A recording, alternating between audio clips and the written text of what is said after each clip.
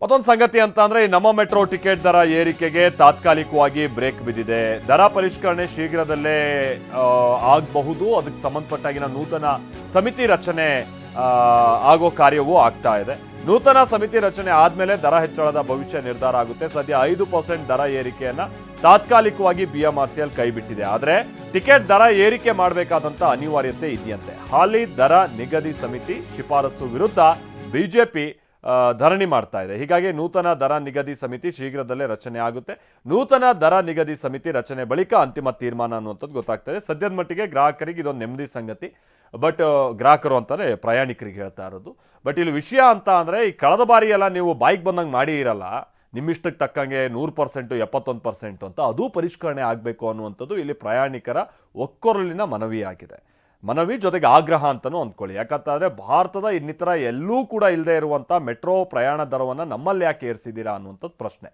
ಹಂಗಂತ ಇದನ್ನು ನೀವು BJP ಕೇಳ್ಬಿಟ್ರೆ ನ್ಯಾಯ ಸಿಗುತ್ತೆ, ಕಾಂಗ್ರೆಸ್ಸಿಗೆ ಹೋಗ್ಬಿಟ್ಟು ನ್ಯಾಯ ಸಿಕ್ಬಿಡುತ್ತೆ ಅನ್ನುವಂಥದ್ದಲ್ಲ. ಇಲ್ಲೆಲ್ಲರೂ ಕೂಡ ಕಳ್ಳರು ರೀತಿಯೇ ವರ್ತಿಸ್ತಾ ಇದ್ದಾರೆ. ರಾಜ್ಯದವರು ಸೆಂಟ್ರಲ್ ಮೇಲೆ ಹೇಳೋದು, ಸೆಂಟ್ರಲ್ ಅವರು ರಾಜ್ಯದ ಮೇಲೆ ಹೇಳೋದು. 5% ಅಷ್ಟು ದರ ಏರಿಸಿ ಆದೇಶಿಸಿತ್ತು BMRCL. ಆದರೆ ವಿವಾದ ಹೆಚ್ಚಾಯಿತು. ಕಳೆದ ಬಾರಿ ಥರ ಮತ್ತೆ ಏರಿಸ್ಬಿಡೋಣ ಅನ್ನುವಂಥ ರೀತಿಯಾಗಿತ್ತು. ಬಟ್ ಈ ಬಾರಿ ವಿವಾದ ಹೆಚ್ಚಾಗಿದೆ. ಈಗ ದರ ಇಳಿಸೋಕ್ಕೂ ಆಗದೆ, ಅದನ್ನು ಕೈ ಬಿಡೋಕ್ಕೂ ಆಗದೆ, ಅದನ್ನು ಏರಿಸೋದಕ್ಕೂ ಆಗದೆ ಈಗ BMRCL ಕೈಕಟ್ಟಿ ಕುಳಿಬೇಕಾದಂಥ ಸ್ಥಿತಿ ಬಂದಿದೆ ಅನ್ನುವಂಥದ್ದು ಗೊತ್ತಾಗ್ತಾ ಇದೆ.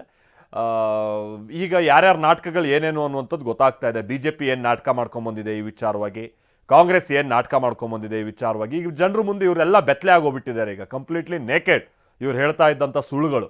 ಈಗ ಜನ ಚೀತು ಅಂತ ಉಗಿಯಕ್ಕೆ ಶುರು ಮಾಡಿದ್ದಾರೆ.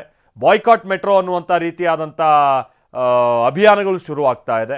ಹಾಗಾಗಿ ಈಗ BMRCLಗೆ ತಲೆ ಬಿಸಿ ಶುರುವಾಗಿದೆ. ಬಟ್ ನಾನು ಅಗೈನ್ ಹೇಳ್ದಾಗೆ ಇದು ಇಲ್ಲಿಗೆ ನಿಲ್ಲಲ್ಲ ಅಂತ ಕಾಣಿಸುತ್ತೆ. ಇದು ಮುಂದುವರೆದ ಭಾಗವಾಗಿ ಬೇರೆ ಬೇರೆ ರಾಜ್ಯಗಳಲ್ಲಿ ಏನೇನು ದರ ಇದೆಯೋ ಅದೇ ರೀತಿಯಾದಂಥ ಪರಿಷ್ಕರಣೆ ಆಗಬೇಕು ಅನ್ನೋಷ್ಟರ ಮಟ್ಟಿಗೂ ಕೂಡ ಈಗ ಜನ ಬಹಳ ಗಟ್ಟಿ ಧ್ವನಿಯಲ್ಲಿ ಪ್ರಶ್ನೆ ಮಾಡೋಕ್ಕೆ ಶುರು ಮಾಡಿದ್ದಾರೆ.